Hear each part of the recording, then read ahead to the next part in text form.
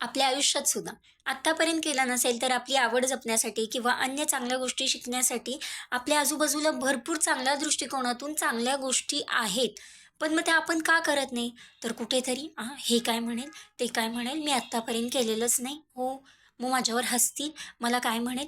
कारण कुठेतरी महान दाखवण्याचा, महान बनण्याचा प्रयत्न सुरू असतो किंवा मनामध्ये गची बाधा सुद्धा असते. हो, हां, येत नसेल तर नाही येत हा सांगणं भाग पूर्ण वेगळा. आवड नसेल तर नाही आवडत. पण कुठेतरी ची बाधा सुद्धा आपल्या मनामध्ये असते. मग याला अनुसरून काहीसं हो, एकदा एक व्यक्ती आपल्या खोलीत लिहीत बसली होती. तिने रात्रदिवा म्हणा, कंदील म्हणा किंवा आत्ताचा अगदी नाईट लॅम्प टेबलवर लावून ठेवलेला होता.